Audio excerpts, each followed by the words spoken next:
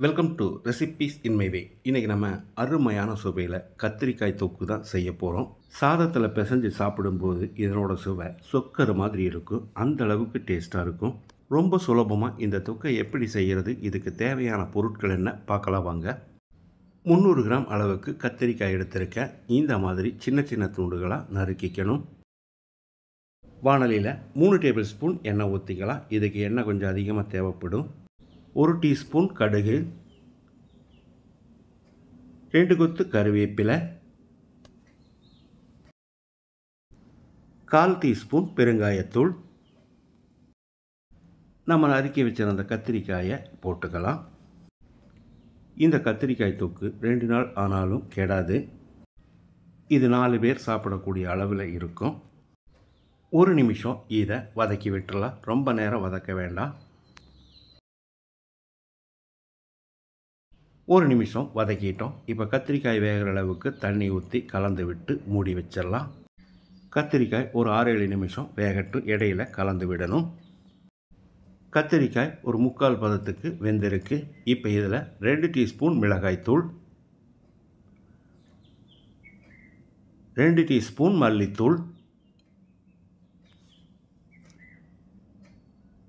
1/2 table spoon உப்பு, பத்தலைனா மறுபடி கூட போட்டுக்கலாம். ஒரு 10-20 செகண்ட் இதை பிரட்டி விட்டுறலாம். இதில் நான் இன்னும் கூட 1/2 டீஸ்பூன் மிளகாய்த்தூள் சேர்த்துருக்கேன். நீங்கள் பார்த்து போட்டுக்கோங்க.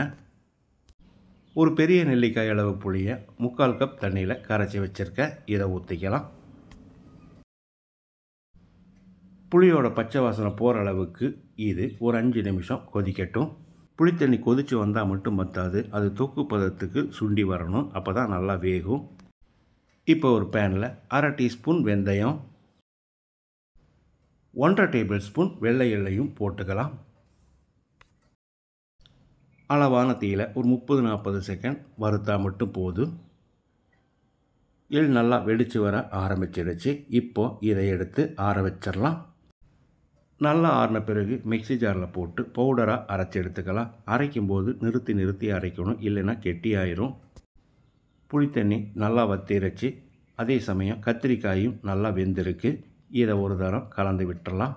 லேசாக மசிக்கிறதா இருந்தாலும் மசிச்சுக்கலாம், தப்பில்லை. இப்போ இதோட ஒரு 1/2 டேபிள் ஸ்பூன் அளவுக்கு பொடித்த வெல்லத்தை போட்டு கலந்து விட்டுறலாம். வெல்லம் சேர்க்கும்போது டேஸ்ட் நல்லாயிருக்கும். வெல்லத்தை சேர்த்து கலந்து விட்ட பிறகு நம்ம வறுத்தரைச்சி வச்சுருந்த ஏழ் வெந்தய பொடியையும் போட்டு கலந்து விட்டு இறக்கிடலாம். ஒரு 30-40 செகண்ட் கலந்து விட்டால் மட்டும் போதும். எல்லாருமே விரும்பி சாப்பிடக்கூடிய அளவில் நான் செஞ்சுருக்கிற இந்த கத்திரிக்காய் தொக்கை இதே மாதிரி இதே அளவுகளோடு நீங்கள் செய்து பாருங்கள். இந்த வீடியோ பிடிச்சிருந்தால் லைக் பண்ணுங்கள், கமெண்ட் பண்ணுங்கள், ஷேர் பண்ணுங்கள்.